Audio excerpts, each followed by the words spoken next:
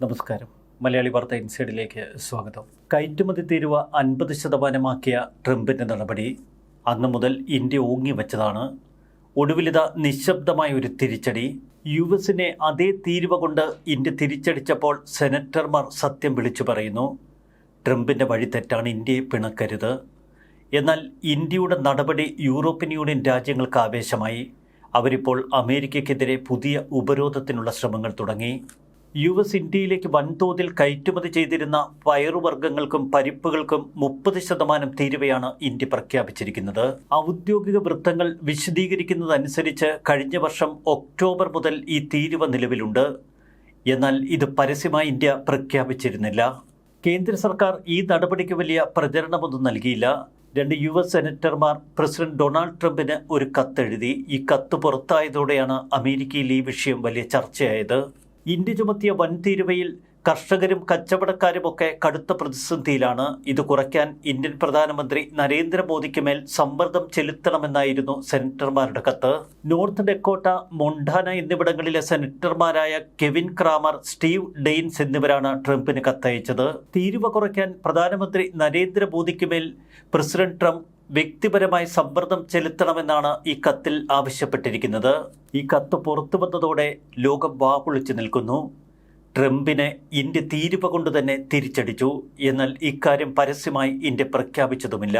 India ആഗോള വിപണിയിൽ ഒരു പ്രബല ശക്തിയായി മാറിക്കൊണ്ടിരിക്കുകയാണ് എന്ന് യുഎസ് കോൺഗ്രസ് അംഗം റിച്ച് മക്കോർമിക് പറയുന്നു.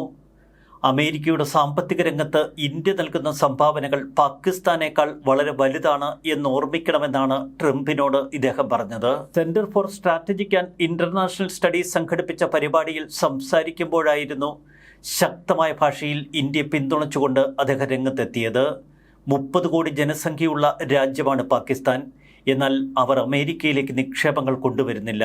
ഇന്ത്യ അമേരിക്കയിൽ നിന്ന് വലിയ തോതിൽ നിക്ഷേപം സ്വീകരിക്കുക മാത്രമല്ല, ഇന്ത്യ വലിയ തോതിൽ അമേരിക്കയിലും നിക്ഷേപം നടത്തുന്നുവെന്ന് അദ്ദേഹം ഓർമ്മപ്പെടുത്തി. അമേരിക്കൻ കമ്പനികൾ കോടിക്കണക്കിന് ഡോളറിന്റെ നിക്ഷേപം നടത്താൻ താൽപ്പര്യപ്പെടുന്നത് ഇന്ത്യയിലാണ്, അല്ലാതെ പാകിസ്ഥാനിലല്ല. ഡെമോക്രാറ്റിക് കോൺഗ്രസ് അംഗം ആമി ബെറയും തന്റെ നിലപാട് വ്യക്തമാക്കി.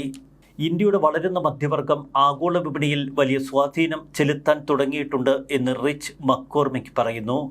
ഇന്ത്യ വെറും പ്രതിഭകളെ കയറ്റി അയക്കുക മാത്രമല്ല, ലോകത്തിലെ വിവിധ മേഖലകളിലെ വിടവുകൾ നികത്താൻ ആവശ്യമായ കഴിവുള്ളവരെ വാർത്തെടുക്കുകയാണ് ചെയ്യുന്നത് എന്ന് അദ്ദേഹം കൂട്ടിച്ചേർത്തു. ഇന്ത്യയുമായുള്ള ബന്ധം വഷളാക്കുന്നത് അമേരിക്കയ്ക്ക് വലിയ ദോഷം ചെയ്യുമെന്ന് അദ്ദേഹം മുന്നറിയിപ്പ് നൽകി. അമേരിക്ക ഇന്ത്യക്കാരെ സുഹൃത്തുക്കളായി സ്വീകരിച്ചാൽ നമുക്ക് സമാധാനവും അഭിവൃദ്ധിയും ഉണ്ടാകും. എന്നാൽ അവരെ അകറ്റി നിർത്തിയാൽ അത് നമുക്കൊക്കെ വലിയ പ്രശ്നങ്ങൾ സൃഷ്ടിക്കും. വ്യാപാര നിയന്ത്രണങ്ങളും താരിഫുകളും സംബന്ധിച്ച് നിലവിൽ ഇരു രാജ്യങ്ങൾക്കുമിടയിലുള്ള തർക്കങ്ങൾ എത്രയും പെട്ടെന്ന് പരിഹരിക്കണമെന്നാണ് അദ്ദേഹം പറഞ്ഞത്. ദീർഘകാലാടിസ്ഥാനത്തിലുള്ള തന്ത്രപരമായ സാമ്പത്തിക പങ്കാളിത്തങ്ങൾ ഇരു രാജ്യങ്ങളും ഉറപ്പുവരുത്തണം.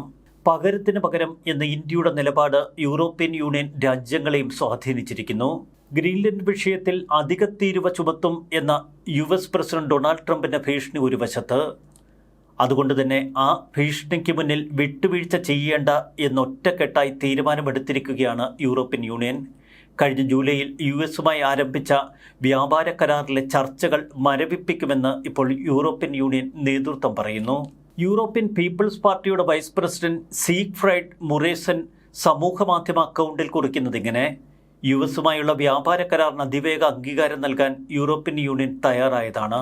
യുഎസിൽ നിന്ന് യൂറോപ്യൻ യൂണിയൻ രാജ്യങ്ങളിലേക്കുള്ള ഇറക്കുമതി തീരുവ രഹിതമാക്കാനായിരുന്നു നീക്കം.